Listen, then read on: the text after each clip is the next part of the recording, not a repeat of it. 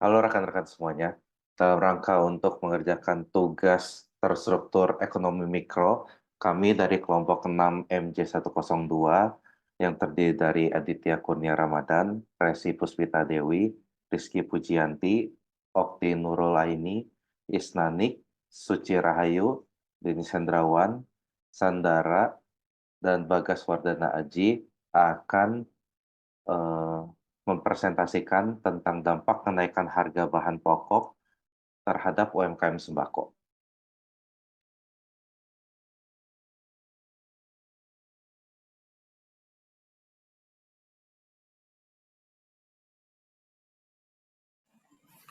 Kebutuhan bahan pokok termasuk ke dalam kebutuhan primer, karena termasuk ke dalam jenis kebutuhan yang harus dipenuhi agar manusia dapat mempertahankan hidupnya. Sehingga kebutuhan bahan pokok menjadi hal yang sangat penting bagi masyarakat karena kebutuhan ini tidak hanya berlaku bagi masyarakat menengah ke atas, namun juga bagi kelompok masyarakat menengah ke bawah. Nah, menurut hukum permintaan, ketika terjadi kenaikan harga, maka sejatinya akan terjadi penurunan permintaan akan barang-barang tersebut. Berdasarkan hukum permintaan tersebut, maka yang akan terdampak terhadap penurunan permintaan akan kebutuhan bahan pokok salah satunya adalah UMKM toko sembako.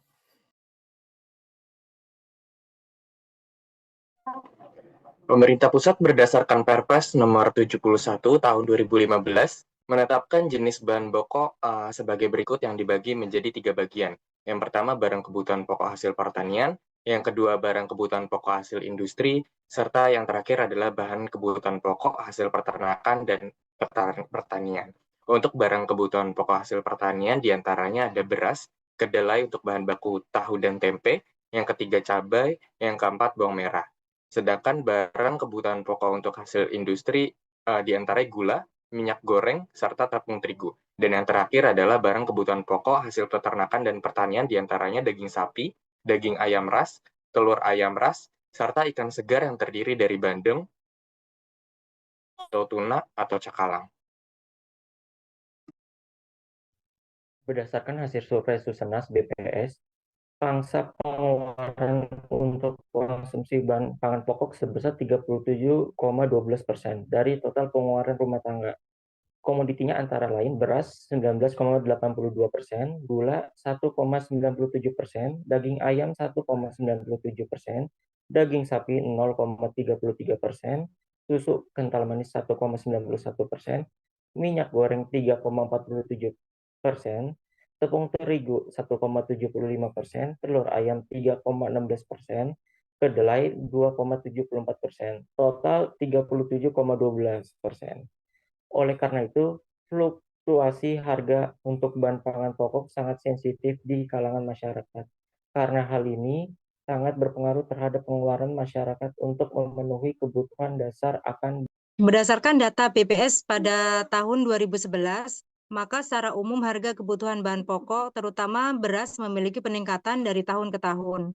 Dari grafik tersebut, terlihat tidak hanya beras yang selalu mengalami peningkatan dari tahun ke tahun, namun juga gula pasir yang mengalami kenaikan harga dari tahun ke tahun.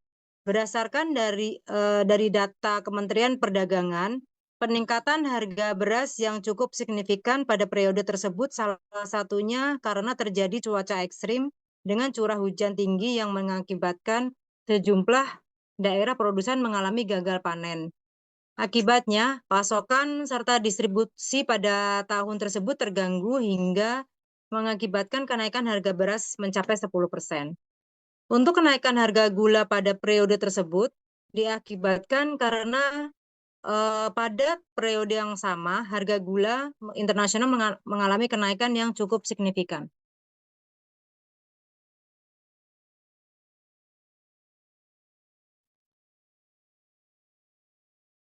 Jika dibandingkan dengan indeks harga konsumen pada periode yang sama, terlihat bahwa indeks harga beras dan indeks harga gula lebih tinggi dari indeks harga konsumen. Hal ini menjadi indikasi bahwa harga beras dan gula meningkat lebih cepat jika dibandingkan dengan kenaikan harga rata barang dan jasa lain yang dikonsumsi masyarakat selain bahan pokok beras dan gula. Grafik berikut dari BPS dapat menjadi referensi dan gambaran perbandingan antara indeks harga beras dan gula jika dibandingkan indeks harga konsumen umum. Next.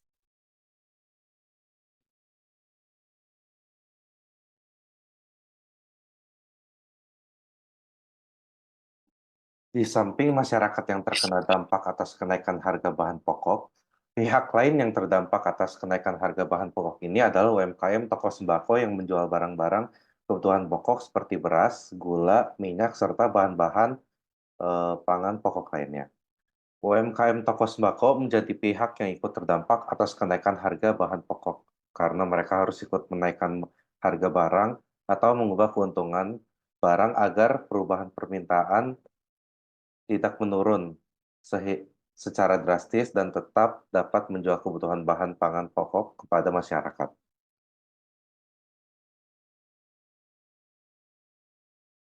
Cara mengatasi masalah terkait dampak kenaikan harga bahan pokok terhadap UMKM sembako, menurut penuturan salah satu pedagang di Bogor yang dilansir oleh cnbcindonesia.com, beliau menuturkan bahwa ia sebagai pedagang toko sembako harus mengubah harga seiring dengan kenaikan harga bahan pokok, namun juga harus tetap menjaga harga agar dapat tetap terjangkau bagi masyarakat. Hal inilah yang membuatnya harus menurunkan keuntungan untuk tetap stabil penjualan di toko sembakonya tetap stabil. Hal senada juga disampaikan oleh Ibu Eni, pedagang sembako lainnya yang sebagaimana dilansir oleh cnbcindonesia.com. Dia menyebut belakangan ini hampir semua harga sembako mengalami kenaikan, sehingga dirinya tak ada pilihan lain selain ikut menaikkan harga jual di warungnya. Konklusi, kebutuhan bahan pokok pangan merupakan salah satu kebutuhan primer manusia untuk bertahan hidup. Di Indonesia, berdasarkan hasil data dari BPS, sekitar 37% pengeluaran rumah tangga keluarga Indonesia untuk membeli kebutuhan bahan pokok pangan. Sehingga, jika harga bahan pokok pangan meningkat bahkan lebih tinggi dari peningkatan pendapatan masyarakat setiap tahunnya, akan mempengaruhi tingkat permintaan masyarakat terhadap bahan pokok pangan tersebut.